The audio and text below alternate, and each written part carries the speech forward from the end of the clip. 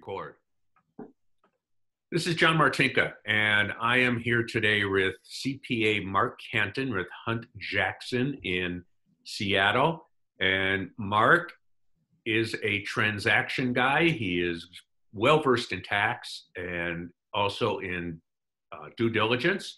So today we're going to talk about, from the CPA's perspective, what's going on in this COVID world with small, mid-sized, lower middle market businesses, as well as buy-sell deals. And Mark, before we talk about buy-sell deals, what are you seeing from your company's stable of existing clients as far as, the good, the bad, and the ugly?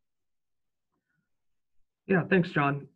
There's been a pretty wide variety of things going on. Obviously, some businesses are hurting very badly these days with everything going on with COVID-19. Some businesses are actually flourishing depending on the nature of their product. There are others that are just plain insulated, it seems. So there's a huge variety, but then, we could talk all day about industries, but I think that internally there are, it's interesting because there are some companies that have been considering either selling or an internal transition for quite some time now. And this has kind of lit the fire for them to accelerate that discussion, because we have some owners who are saying, well, this might mean that I need to ride out another economic cycle if I stick with it now. So there have been some that have been talking about it for a long time, and this has accelerated the discussion. And then, of course, there have been a whole lot who have put off this discussion for this reason, because there's so many variables. And, each month that we get further into this, we don't know exactly what it's going to look like or how long it's going to take. Yeah. So, I've been saying that, when these owners of the ones you just described, when the pain of rebuilding is greater than pain of selling it less than they wanted, they're going to sell. Can you have any idea of a mix? I mean, are most of them saying, I'm going to rebuild the thing and gut it out, or many of them just saying, this might be the time? Well, I think, in my corner, I see a good amount of transactions each year, but not enough to say, I've got my finger on the pulse of the industry, of course. We do have some clients who are writing it out. That tends to be a bit of a gut reaction, but a lot of them have other reasons why maybe they don't want to. Maybe they're at retirement age. It hasn't been hard the last 10 years or so for them to say, I'll give it one more year. Times are good. I like this. Then, of course, there's a lot of deeper seated emotional type decisions that need to be made. Is this what you want to be doing over the long term? What does the next phase of your life looks like? And those kinds of things. So a lot of clients are having a lot of, how can I say this? It's just as heavily a personal decision as a business decision. So it's just a wide mix out there. Okay. So when you talk about deals, as a CPA, what are you looking at differently since COVID hit about 5-6 months ago? So when we're looking at a deal, typically we're trying to look at their past history, their forecasts, adjust for what we know to arrive at seller discretionary earnings or our best estimate of that going forward. It's very difficult to forecast in the current environment, of course. There's a wide variety of factors, and those estimates are very sensitive to the implied value of the enterprise. So that's been quite a bit of a challenge. One of the other things that we usually look at are the lease agreements, and if they're whether they're negotiating a new lease or not.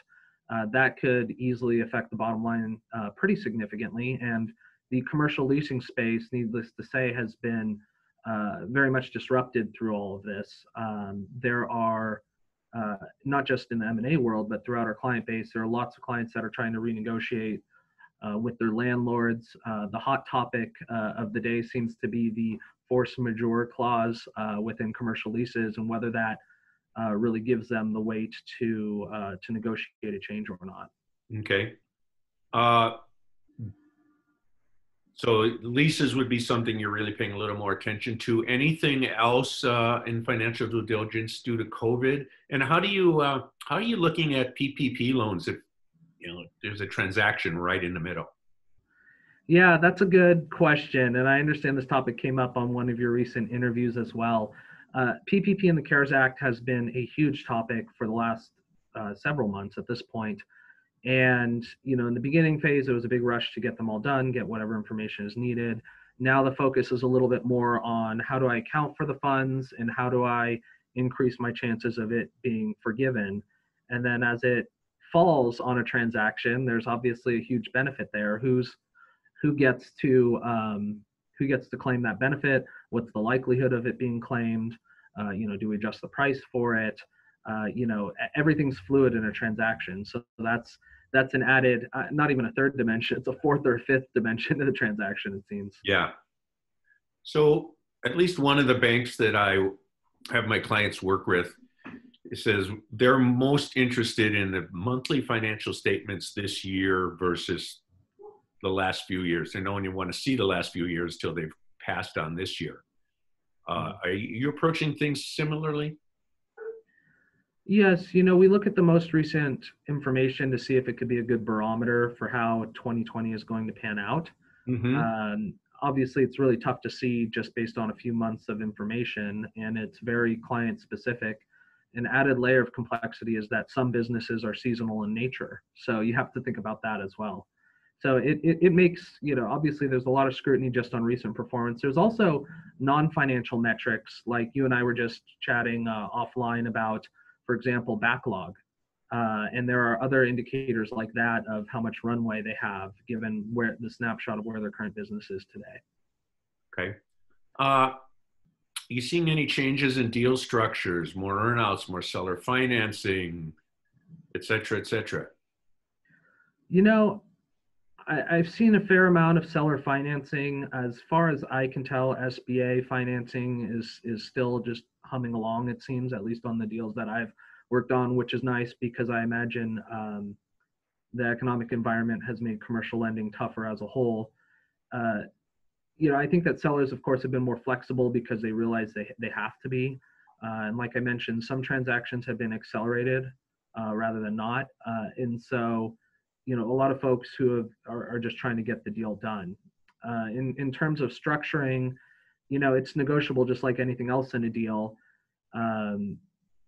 There's a lot of emphasis, like you said, who gets the PPP forgiveness, right? And things like that, and the structuring could impact it.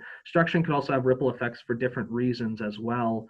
I'm working on a large deal that has an operating component and a big commercial real estate component, and the structuring can have an order of magnitude on all of that for a variety of reasons. So, we're taking another look, but my personal opinion has been, if one person benefits more for the structuring, you could adjust the price a little bit to, somewhat split the difference. It's not necessarily the end all be all, but I think that both sides tend to be a lot more flexible these days because we have to with what we're dealing with.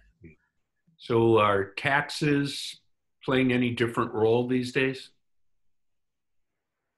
They are. The rules haven't changed quite like they did with the last round of changes in 2018. But everybody wants to know what their tax bill is going to be. There, as you know very well, there's different ways to structure a deal that could be more tax advantageous for the buyer versus the seller. There are also taxes that are not based on income, like, for example, if there's a real estate component, the real estate excise tax. So then it becomes a question of how much do you allocate to the operating business versus the real estate, et cetera. So it's a very fluid discussion. Okay. As a CPA, I'm sure you get a lot of bulletins.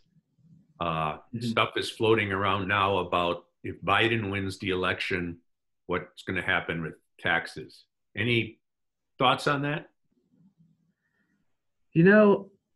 I have no idea. not Well, only good, I honest try answer. to avoid talking about politics in general, but I think that a lot of it could change between now and November. A lot of it, look at how much the world has changed in the last few months.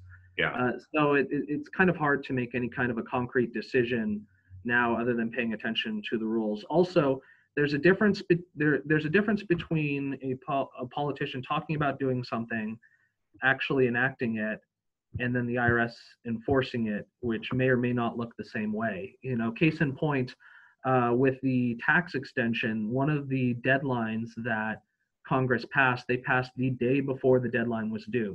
So even though it was in the news for 2 months before, in my world, that really didn't give us any reprieve. So, it is important to pay attention to the news and, address any kind of risk you think might be coming around the pike. But it's also important to take it with a slight grain of salt until things get a little more concrete. Okay. Do you have any final thoughts you'd like to share on buy sell deals or small business in general?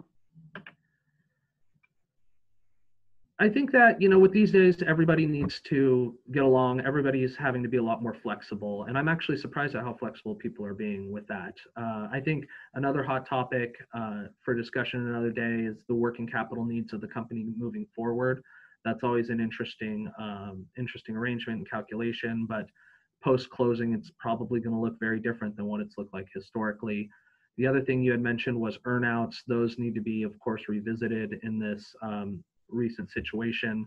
I see a lot of arguments happening about earnouts after the fact, so it's best to peg them as high up on the income statement as possible, potentially on revenues rather than net income. Other than that, just rolling with the punches. So thank you. Yeah, well, thank you for taking part in this interview. And, as we're working on one right now, I hope we can work on another one or two in the near future. Yes, that would be great. Thanks, John.